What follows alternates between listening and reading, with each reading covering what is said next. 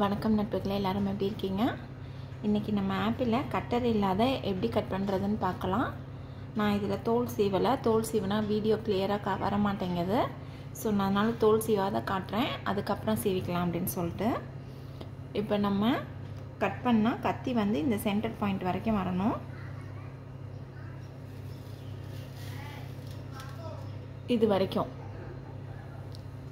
இந்த மாதிரி ஹாஃபாக வந்துடும். இதோடு நம்ம நிறுத்திட்டு எடுத்துட்டு அடுத்த ஸ்லைஸை வந்துட்டு அதுக்கு பக்கத்தில் இப்படி போடணும்.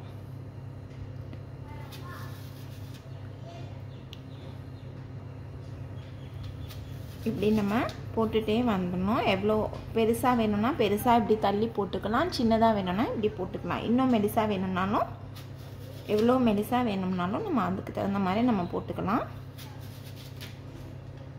விட்டுடக்கூடாது, கையில் இறுக்க பிடிச்சிக்கோங்க. இதை நான் என் ஹஸ்பண்ட் கிட்டே கற்றுக்கிட்டது. அவங்க தான் இதை எனக்கு சொல்லிக் கொடுத்தாங்க.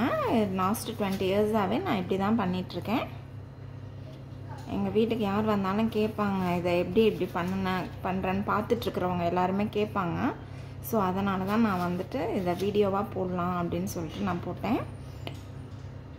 இதை வந்து நம்ம கையை விட்டு வெளியில் போகாத பார்த்துக்கணும். அப்போ தான் நமக்கு ஃபுல்லாக கட் பண்ணி முடிக்கிறதுக்கு நல்லாயிருக்கும்.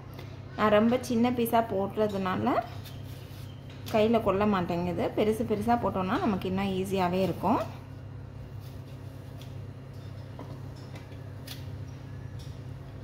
இப்போ நமக்கு எடுத்து ஓப்பன் பண்ணோன்னா இந்த மாதிரி நமக்கு ஈஸியாக ஒவ்வொரு பீஸாக கிடச்சிரும்.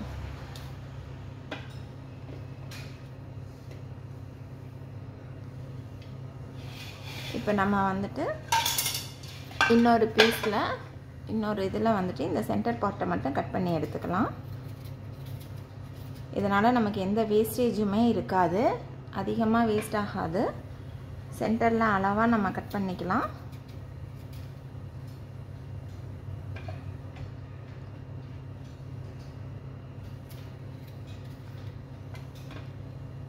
இந்த மெத்தட் ரொம்ப ஈஸியாக இருக்கும். உங்களுக்கு கட்டர் வேண்டியதில்லை, நம்ம கஷ்டப்பட்டு அழுத்த வேண்டிய அவசியமும் கிடையாது.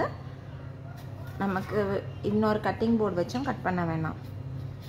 வெறும் கத்தியிலேயே டக்குன்னு 2 மினிட்ஸில் வேலையை முடிச்சுட்டு போயிடலாம்.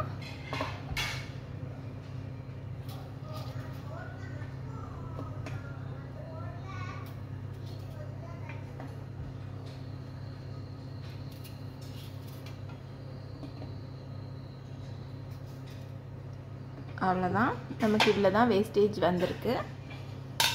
இன்னும் பாருங்கள், இது நார்மலி நம்ம கட் பண்ண ஆப்பிள். இப்போ டிஃப்ரென்ஸ் காட்டுறேன் பாருங்கள். இது இந்த சைஸுக்கும் கட் பண்ணிக்கலாம், இந்த சைஸுக்கும் இதில் கட் பண்ணிக்கலாம். இன்னும் பெரிய மொத்தமான பீஸ் வேணும் அப்படின்னாலும் நம்ம அதுக்கு தகுந்த மாதிரி நம்ம கட் பண்ணிக்கலாம். எல்லாமே ஈவனாக வந்திருக்கும். எந்த ஷேப் நம்ம கட் பண்ணுறோமோ அடுத்தடுத்து நம்ம கட் பண்ணுறது தான் நம்மளுடைய ஷேப்பை தீர்மானிக்குது. ஸோ பிடிச்ச மாதிரி வேணுங்கிற சைஸில் நம்ம கட் பண்ணிக்கலாம். இப்போ தோல் சீவுறதுனா இதுக்கப்புறம் கூட நம்ம சீவிக்கலாம். இந்த மாதிரி ஒரு பீஸை எடுத்து வச்சுட்டு